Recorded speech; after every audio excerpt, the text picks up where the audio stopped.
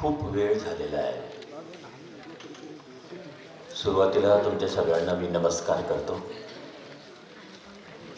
आणि मुसंडी खरं म्हणजे आज दोन गोष्टींचं प्रकाशन आहे. एक प्रकाशन आहे ते मुसंडी या पुस्तकाचं, आणि दुसरं प्रकाशन आहे ते सनराईज पब्लिकेशनचं. मी मुसंडीचं प्रकाशन झालं असं अगोदर घोषित करतो. खूप मान्यवर आहेत रंग व्यासपीठावर, आणि सगळ्यांची नावं आता तुम्हाला माहीत झालेलीच आहेत. परंतु विशेषतः मी अभिनंदन करेल ॲडव्होकेट शशिकांत सावंत यांचं, की त्यांनी प्रकाशन व्यवसायामध्ये पाऊल ठेवलं आहे आणि त्याच्यामध्ये ते निश्चित यशस्वी होते. पुस्तक प्रकाशनाचा हा जो कार्यक्रम आहे हा एक अभूतपूर्व कार्यक्रम आहे या मताला मी आलेलो आहे. मला आठवत आहे 2011 साली बीड जिल्ह्याचा प्राचीन आणि मध्ययुगीन इतिहास या ठिकाणी प्रकाशित केला होता, आणि तो पहिला कार्यक्रम होता की ज्याला हे नाट्यगृह वर आणि खाली पूर्ण भरलेलं होतं. 2011 नंतर 2025लाच हा एक अभूतपूर्व कार्यक्रम झालेला आहे की एवढ्या मोठ्या प्रमाणामध्ये लोकांनी त्याला प्रतिसाद दिला. आणि इतकंच नाही तर अतिशय सुंदर आणि देखणा असा हा कार्यक्रम झालेला आहे. मुसंडी मी वाचलं आणि खरोखरच सांगतो, मला माझ्या लहानपणाची आठवण झाली.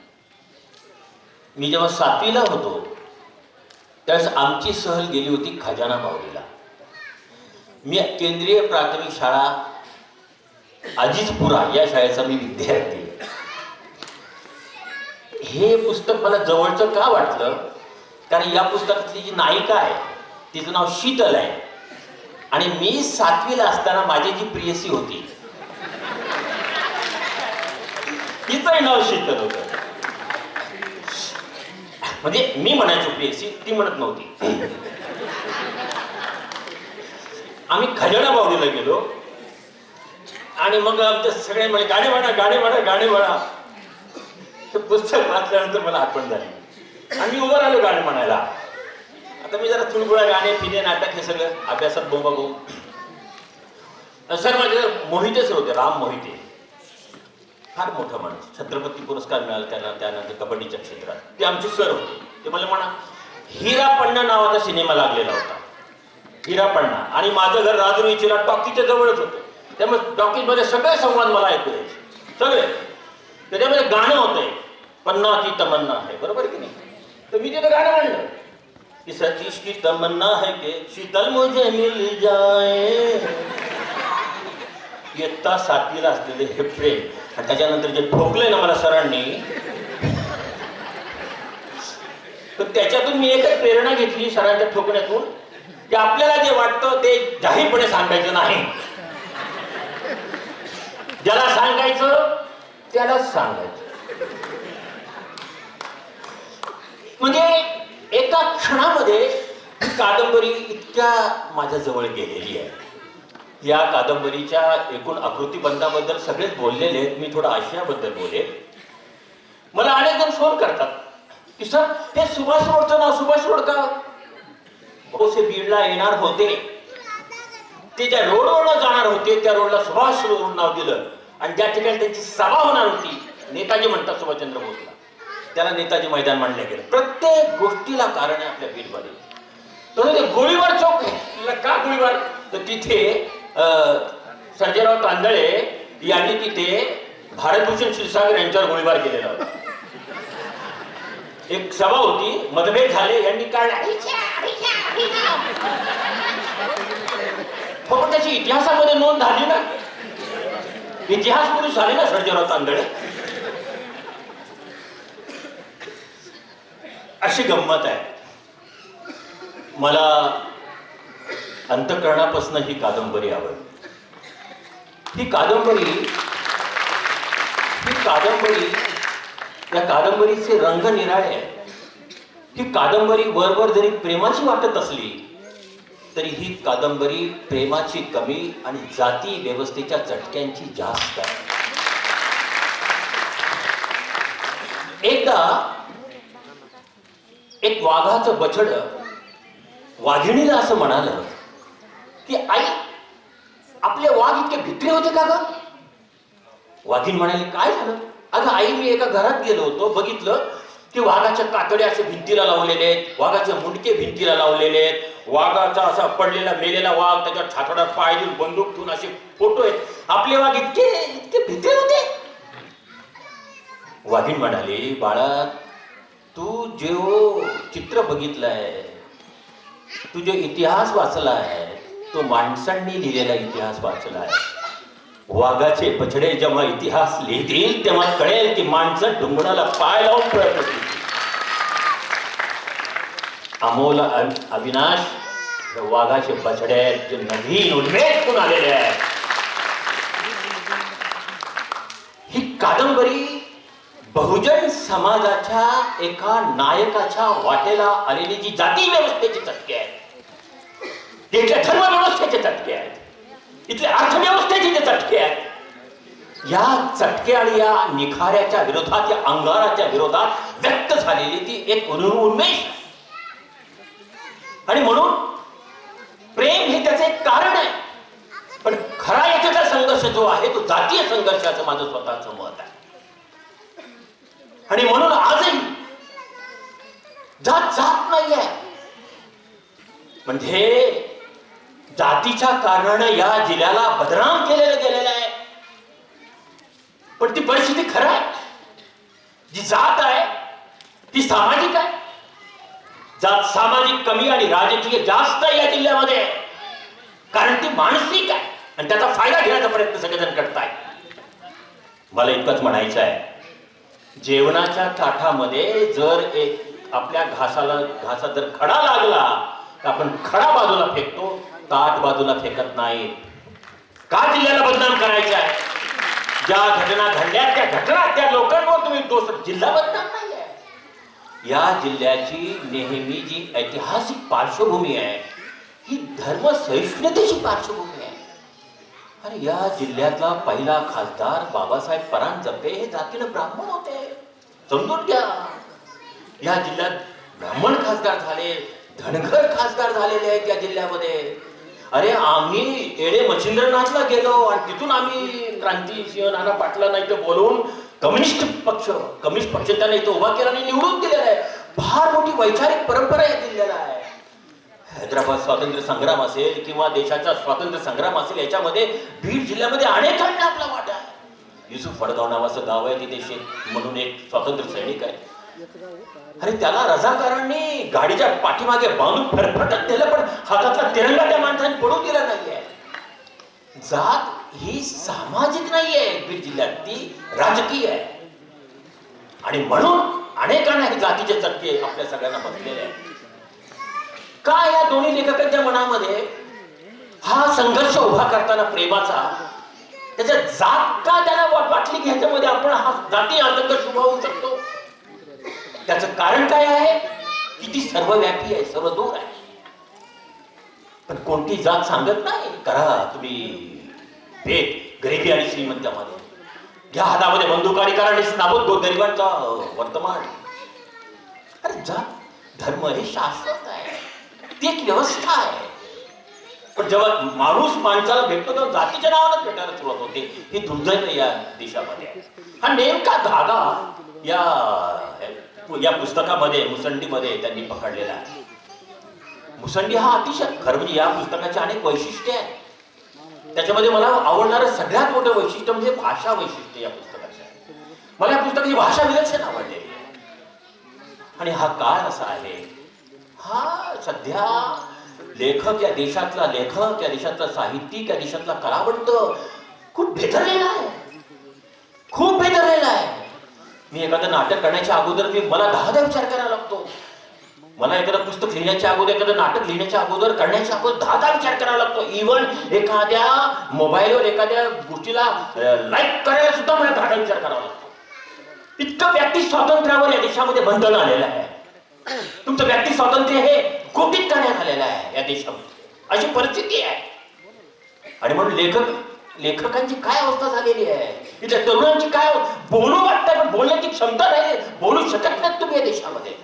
हा सगळं नगरनाथ तुम्ही पाहताय, खोट्याचं उदात्तीकरण या देशामध्ये चालू आहे. गुंडगिरी, बदमाश, दहशत, लोफर, 2 नंबरचे धंदे हे गुण झालेले इथल्या राजकारणी लोकांचे. सज्जन माणूस येतो राजकारणामध्ये शक्य, कारण त्याला आवाज त्याचा पोहोचत नाही. चांगल्या सज्जनांचा आवाज पोहोचत नाही, लेखकांचा आवाज पोहोचत नाही, कलावंतांचा आवाज पोहोचत नाही. आणि एक शायर असं म्हणतो ना की नाही मिन्नत कशे ताबे शुनिदन दास्ता मेरी. हिम्मत नाही कोणामध्ये माझं दुःख ऐकण्याची. कि नहीं मिन्नत कशे ताबे शुनिदन दास्ता मेरी. खामोशी है गुफ्तगू बेजुबानी है जुबा मेरी. ये कैसी जुबाबंदी है तेरे महफिल में, यहाँ तो बात करने को तरसती है जुबा मेरी. ती कशी तू जुबाबंदी करून टाकली आहे. इथं बोला असं वाटतं मला, बोलायची परवानगी नाहीये, पण मी बोलत नाहीये, तेच माझं बोलणं आहे. म्हणजे जो शांत समाज दिसतोय तो खवळलेला समुद्र, आतून खवळलेला समुद्र, अशी परिस्थिती निर्माण झालेली आहे.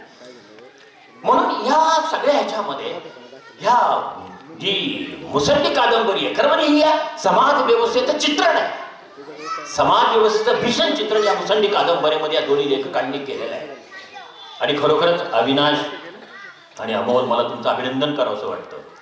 सगळ्यात मला जे आवडलं ते तुम्ही तुमच्या प्राथमिक शाळेतल्या आणि माध्यमिक शाळेतल्या जी शिक्षक आणि शिक्षिका आहेत त्यांचं तुम्ही इथं आठवण केली. ही अतिशय महत्वाची गोष्ट आहे, खूप महत्वाची गोष्ट आहे. कारण खरे संस्कार त्या ठिकाणी झालेले असतात. मला पण आमच्या बाईंची आठवण झाली, चित्राबाई जोशींची. मी आधीच पुण्यामध्ये होतो त्यावेळेस. मी आज नाट्य क्षेत्रामध्ये आलो केवळ माझ्या बाईंमुळे आलेलो आहे. म्हणून मी तिला बाई नाही, मी तिला आईच म्हणतो.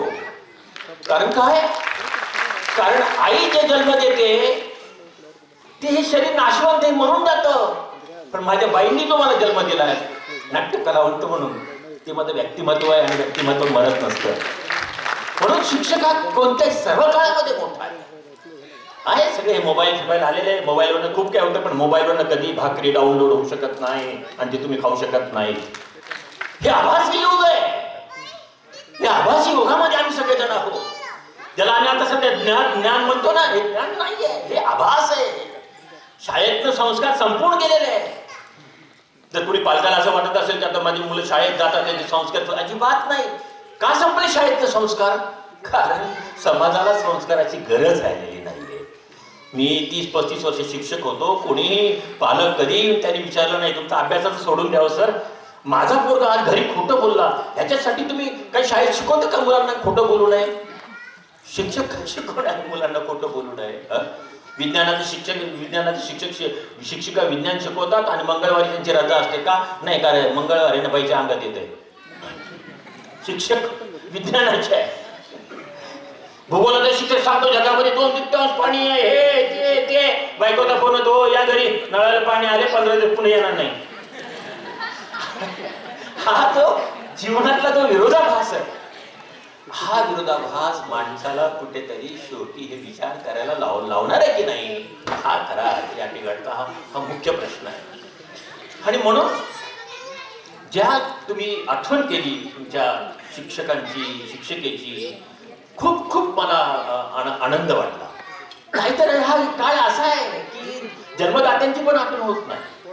खरं म्हणजे मला अजून एक गोष्ट आवडली की तुम्ही सुरुवातीला या पुस्तकाच्या त्यांनी त्यांच्या एका भावाची आठवण केली. मला विलक्षण आवडली की काय आहे ना, खरंच म्हणजे की आज समाज आणि कुटुंब व्यवस्था इतकी उद्ध्वस्त झालेली आहे. अशा काळामध्ये त्या अर्पण पत्रिकेमध्ये हे लेखक आपल्या भावाची आठवण करतात, आपल्या आई वडिलांबद्दल अतिशय प्रेमाने त्याच्यामध्ये व्यक्त होतात. ही गोष्ट खरोखरच पुढे काय लिहिलेलं असेल हे त्याच वेळेस कळायला लागतं.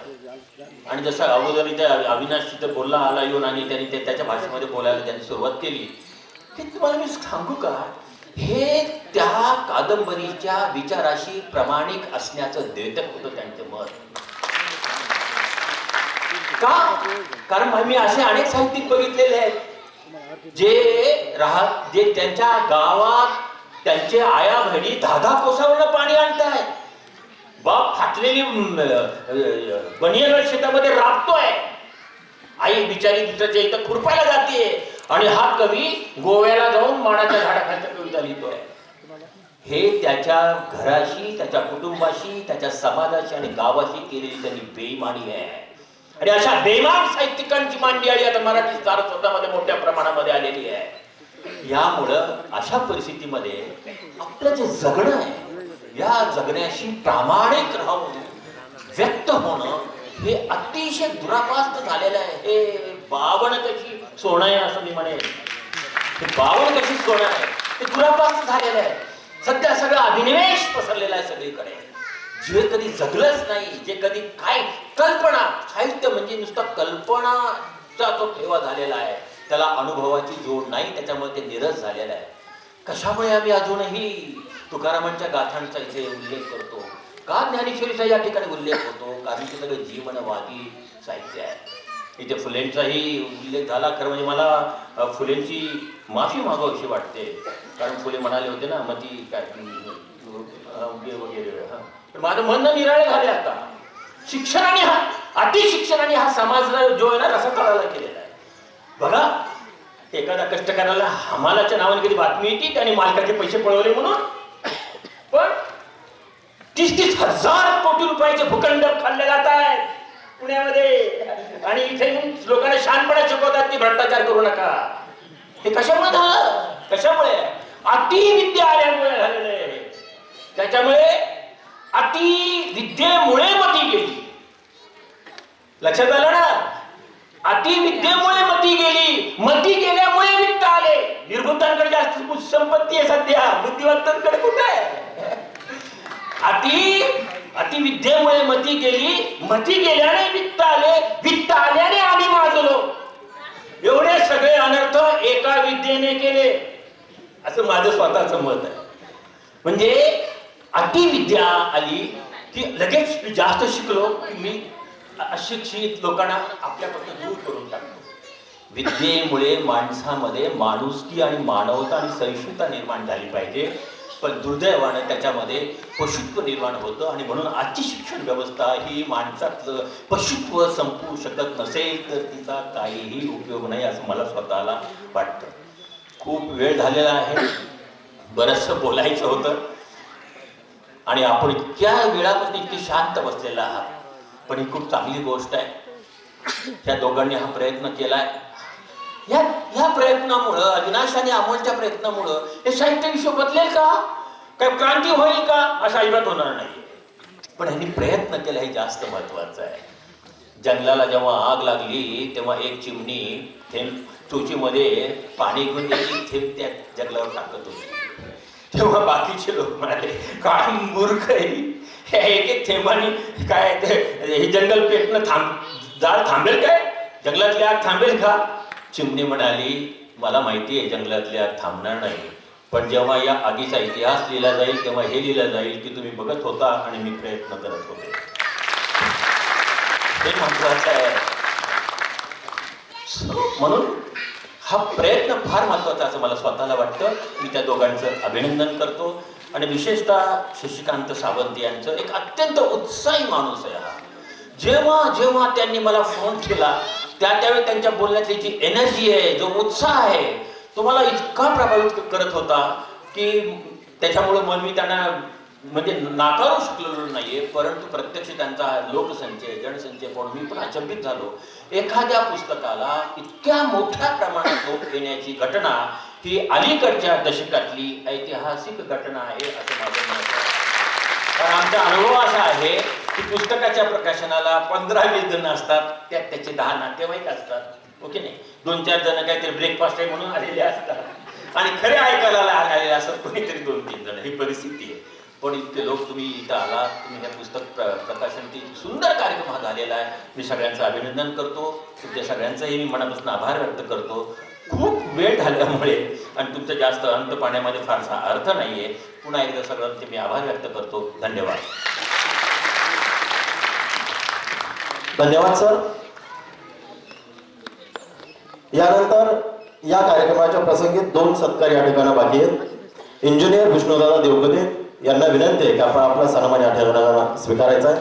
ॲडव्होकेट शशिकांतजी सावंत साहेब, अविनाशजी करे, अमोलजी करे, आपणा तिघांनाही विनंती आहे की आपण या ठिकाणी साहेबांचा सन्मान करायचा आहे. इंजिनियर विष्णुदादा देवकरे आणि भाजप युवा मोर्चाचे प्रदेश सचिव आणि बिहारचे स्टार प्रचारक आदरणीय दत्ताभाऊ जाधव यांना विनंती आहे की आपण आपल्या या ठिकाणी सन्मान स्वीकारायचा आहे.